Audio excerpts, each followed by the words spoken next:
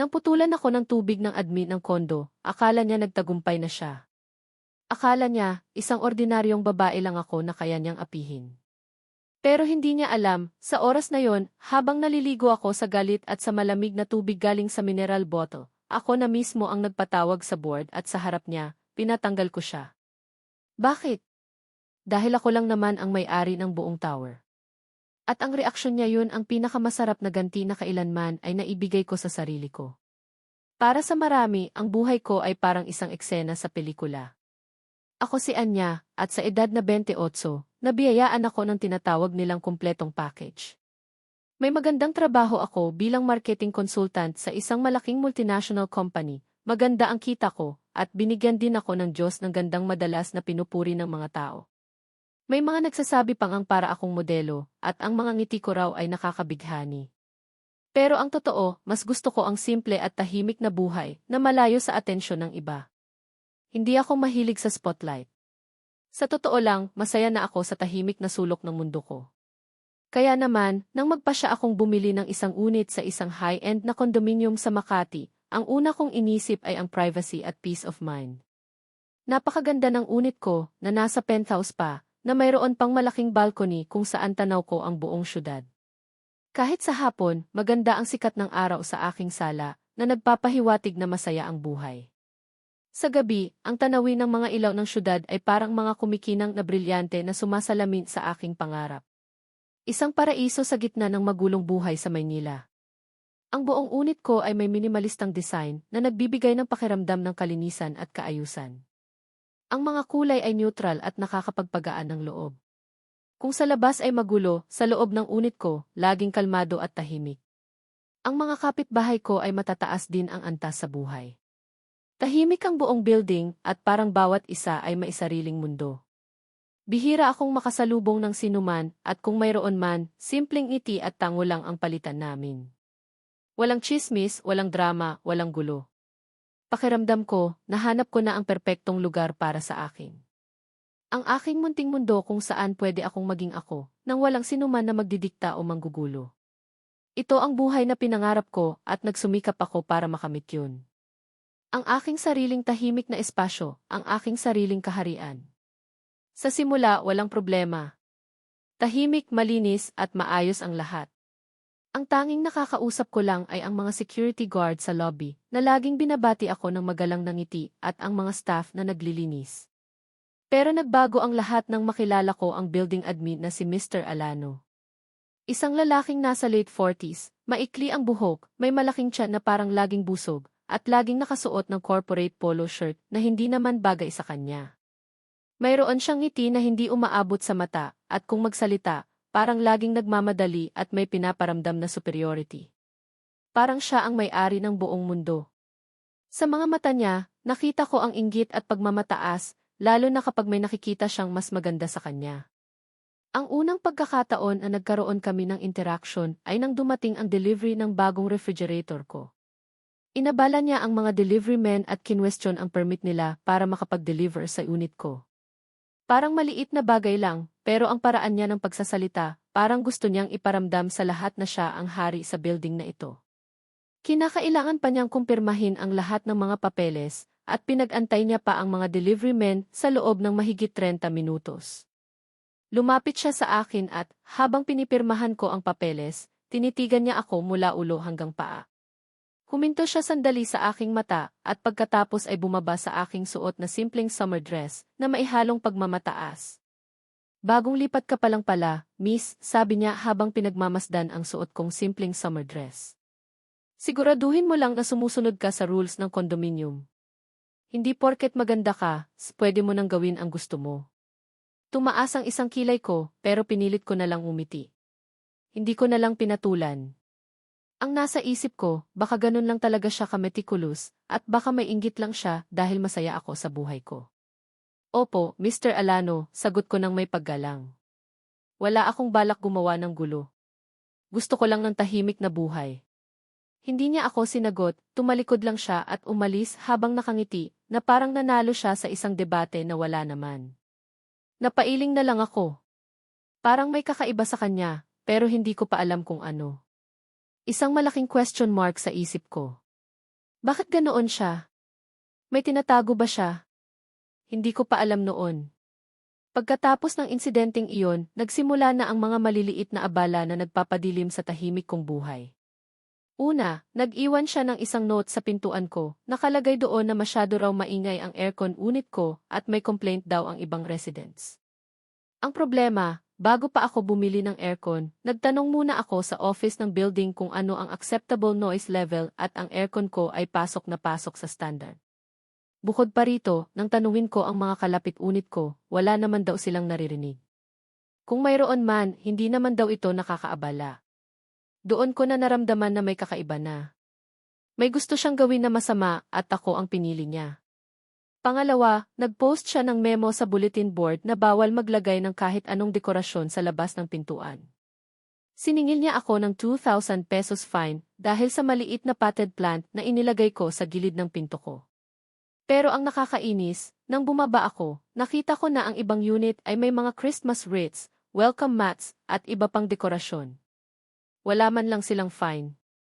Nang sinubukan kong erase ang issue, binasura lang niya ako. Iba ang unit mo, miss, sabi niya. Iba ang policy sa inyo. Bawal ang plant. Sa mga oras na iyon, nagsisimula na akong magduda. Hindi na ito simpleng pagka-meticulous. Ito ay personal. Gusto niyang ipamukha sa akin na siya ang may kapangyarihan at ako ay nasa ilalim lang niya. Sa isang pagkakataon, habang nasa elevator ako, nakita ko siya. Mumiti ako, pero sumimangot lang siya. Mataas ang singil sa kuryente nitong elevator, alam mo ba yun? Sabi niya, habang nakatitig sa akin na parang ako ang nag-iisang tao na gumagamit nito. Siguraduhin mo na lang na sulit ang paggamit mo. Nagulat ako. Hindi ko alam kung ano ang ipinahihiwatig niya. Tila gusto niyang ipamukha sa akin na isa akong pabigat sa building, kahit na nagbabayad ako ng napakamahal na association dues. Kung nagmamalasakit talaga siya sa kuryente, bakit hindi niya isama ang lahat ng tao sa building? Bakit ako lang? Hindi ko na lang pinansin. Sa isip ko, hayaan mo na, Anya. Basta't wala kang ginagawang masama. Pero ang totoo, ang mga maliliit na abala na iyon ay parang mga maliliit na butil ng lason na unti-unting pumapasok sa aking sistema. Pakiramdam ko, may isang taong nagtatago sa likod ng kapangyarihan niya na gustong sirain ang kapayapaan na pinapahalagahan ko. Nagsimula akong magtanong sa sarili ko, anong meron sa akin? Bakit ako ang pinagdidiskitahan niya? Hindi ko pa alam noon na ang lahat ng iyon ay preludyo lang sa mas matinding gulo. Dumating ang puntong hindi ko na kaya pang baliwalain ang mga ginagawa niya. Isang gabi, pag-uwi ko mula sa trabaho, may nakita akong isang formal na abiso sa pintuan ko. Hindi ito galing sa board, kundi galing mismo sa office ni Mr. Alano. Nakasulat doon na may late fee daw ako sa aking association dues, at dahil dito, mayroon akong delinquent account. Nakasaad pa na kapag hindi ko ito nabayaran sa loob ng 24 na oras, mapuputulan ako ng essential services. Nagtaka ako. Imposibleng hindi ko nabayaran ang dues ko. Automatic debit mula sa bank account ko yun bawat buwan at laging successful. Hinalukay ko ang phone ko at tiningnan ang bank statements. Confirmed. Nabayaran ko ang dues ko at walang late fee. Kinabukasan, maaga akong nagpunta sa admin office. Pagpasok ko, nakita ko si Mr. Alano na nakaupo sa kanyang upuan, nakangisi. Parang inaasahan niya na ako'y darating. Ah, Miss Anya, sabi niya habang nag-aayos ng kanyang mga papel. Dumating ka. Akala ko hindi mo seseryosohin ang abiso ko. Mr. Alano, may mali po sa abiso niyo, sabi ko ng mahinahon. Bayad po ang dues ko at walang late fee. Huwag ka nang magsinungaling, miss, sabi niya ng may pagmamataas. Nakita ko ang record mo. Nag-late ka ng 1 day. May penalty yun at dahil hindi mo binayaran, yun ang naging dahilan ng delinquent status mo. Sir, tingnan niyo po, sabi ko habang inilalabas ang bank statement ko sa phone. Walang delay. Nakalagay po rito, successful ang payment ko sa exact due date. Tiningnan niya ang phone ko, pero sumimangot lang siya. Computer glitch yan, miss. Sa aming system, late ka. Walang makakapagbago niyan. Bayaran mo ang 500 pesos late fee mo o mapuputulan ka ng tubig. Simple lang, di ba? Nanginig ang buo kong katawan sa galit. Hindi na ito tungkol sa 500 pesos. Ito ay tungkol sa kapangyarihan at pag-abuso. Hindi ko na lang pinansin ang mga banta niya. Matapos ang palitan namin ng salita, umalis ako at sinabing, hindi po ako magbabayad. At hindi ko po hahayaan na gawin niyo yan sa akin. Narinig ko siyang tumawa pagkaalis ko. Tingnan lang natin, miss, ang sabi niya. Tingnan natin kung sino ang mananalo. Kinabukasan, pag-uwi ko, walang kuryente. Ang buong unit ay tahimik. Wala ring tubig. Ang buong building may ilaw at tubig. Tanging ako lang ang wala. Alam kong may ginawa siya. Pero ang tubig, ibang usapan na yun. Para akong pinagkaitan ng basic necessity. Ang pagputol sa tubig ay isang napakalaking pag-abuso. Isang bagay na hindi dapat ginagawa at alam ko na sadyang ginawa niya ito para mapahiya ako at mapilitang sumunod sa gusto niya. Sa puntong iyon, alam kong sapat na ang lahat. Sa mga oras na iyon, hindi ako nataranta. Bagkus, naramdaman ko ang kakaibang kalmado na kasabay ng galit. Huminga ako ng malalim at napatingin sa paligid. Ang tahimik kong paraiso na napakalapit sa syudad ay biglang naging bilangguan. Ang buong buwan na pagpapastress niya, ang mga pang-aabuso niya, at ngayon, ang pagpuputol niya ng tubig sapat na iyon para maging matapang ako. Bumaba ako sa lobby at nagtanong sa security guard. Sir, bakit po walang tubig ang unit ko? May problema po ba sa building? Tumingin sa akin ang guard, halatang natatakot. Ah, miss, hindi po namin alam. Si Sir Alano po ang nag-utos na putulin ang tubig sa unit niyo. Hindi na ako nag-aksaya ng panahon sa pagtatanong. Alam ko na ang totoo. Pag-akyat ko sa unit, kinuha ko ang lahat ng papeles na may kinalaman sa pagbili ko ng unit. Ang mga kontrata, ang deed of sale, ang mga legal documents, at ang mga papeles na nagpapatunay na ako ang may-ari.